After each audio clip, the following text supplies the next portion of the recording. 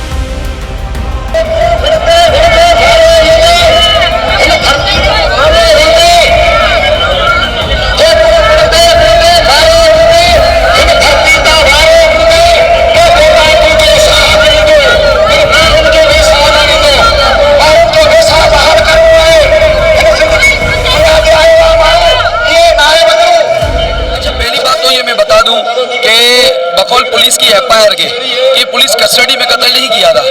और पुलिस की एफआईआर के मुताबिक ये दो बच्चे जो है वो मोबाइल स्टेचिंग करके यूनिवर्सिटी रोड से न्यू टाउन से जा रहे थे और इन्होंने उनको पीछे से फायर की है। मेरी समझ में ये नहीं आता कि न्यू टाउन पुलिस का इन्वेस्टिगेशन डिपार्टमेंट एसआईओ के पास ऐसे कौन से चिराग आ गया कि जिसको पता चल गया कि वो लोग कार्रवाई करके जा रहे हैं और कार्रवाई करके इन्होंने एक बच्चे को फायर किया जिससे हमारा एक बच्चा कत्ल हो गया और जो बाइक चला रहा था वो बच्चा अभी तक मौजूद है। और उसके बाद ये है कि सीसीटीवी फुटेज के अंदर ये चीजें वाज़ेह हो गई है कि बाइक पर दो लड़के नहीं एक लड़का था। हम स्टेट से इल्तिजा करते हैं, हम आईजी सिंध से इल्तिजा करते हैं, हम चीफ मिनिस्टर सिंध से इल्तिजा करते हैं जो सीसीटीवी फुटेज है उसको पब्लिक किया जाए, जो सीसीटीवी फुटेज जो एसएसपी के साहब के पास आई है उनको मीडिया में दिया जाए और उनको इंक्वायरी में शामिल किया जाए। उसी के साथ ही साथ जो custodian of the new town police station है, जो एसएचओ है और दीगर जो सिविल ड्रेस में लोग थे उनको भी तफ्तीश में लाए। भाईमाना तरीके से कत्ल किया। वो बच्चा बाइक पे अपनी बाइक पे जा रहा था। उसके एसआईओ फरमान थे, इंस्पेक्टर फरमान, जो अभी भी जेल कस्टडी में है और उनके खिलाफ और उनके साथियों के खिलाफ जो सिविल ड्रेस में थे, जो थाने के बाहर मौजूद थे।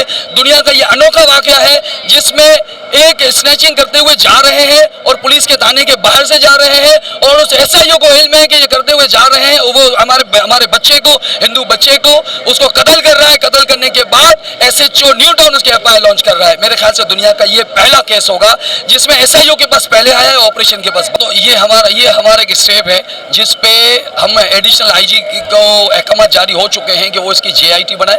लेकिन अगर उसके बाद भी अगर हमारे साथ इंसाफ नहीं होता तो दूसरा टारगेट हमारा आईए चंडीगढ़ रोड आईजी ऑफिस के बाहर धरना देना है, जिसमें पूरे सिंध की माहेश्वरी बिरादरी वहां पर जमा होगी। हमारी माएँ, बहनें, बेटियां, बहुएं और बड़े बुजुर्ग सब वहां पर जमा होंगे, डे टाइमिंग्स में होंगे। अगर उसके बाद भी हमें इंसाफ ना मिला तो उसके बाद हम पूरी कमेटी बैठ के एक पास किया है जो हमारी मैरिज वो अभी अमल नहीं हुआ उसमें, लेकिन उन्होंने हिम्मत करके उन्हें पास तो कर दिया। लेकिन हम अमल करने के लिए आज यहाँ खड़े हैं कि मैरिज बिल को पास किया जाए, चाइल्ड राइट को बहाल किया जाए। ये सारी चीजें हमारे नुकसान में जा रही है, हमारी मिनाटी की मायूसी का शिकार हो रही है। वो मुल्क छोड़ने के चक्कर में आ गई है। हम पाकिस्तानी अच्छे शहरी हैं, हम पाकिस्तान को अपना मुल्क समझते हैं, पाक आर्मी को अपना समझते हैं। हम पुरअमन शहरी हैं तो हमारे को पुरअमन रहना दिया जाए। हमारे बिरादरी को गरीब तर बिरादरी है जो किसी की भी जुर्म में शामिल नहीं है, लेकिन मजबूरन हमारे को मुजरिम बनाया जा रहा है। जबरदस्ती गोलियां मार के हमारे बच्चों को अगवा करके बच्चों को मार के।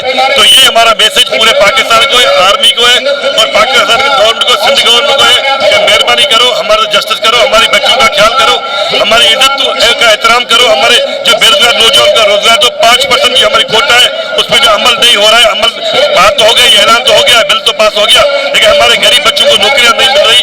पुलिस हमारे पास जबरदस्ती जो ये जुल्म ढाल रही है, इनको आईजी सिंध, एसपी साहब, जितनी भी पाकिस्तान की पुलिस डिपार्टमेंट बड़ी है उनको मैं रिक्वेस्ट करता हूँ कि प्लीज हमारे बंधु को, हमारे मिनाटी लोगों को इस तरह बिल्कुल कहल न करना चाहिए कि वो मुजरिम बन जाए। तो मेहरबानी आपकी, थैंक यू। वो जो हमारा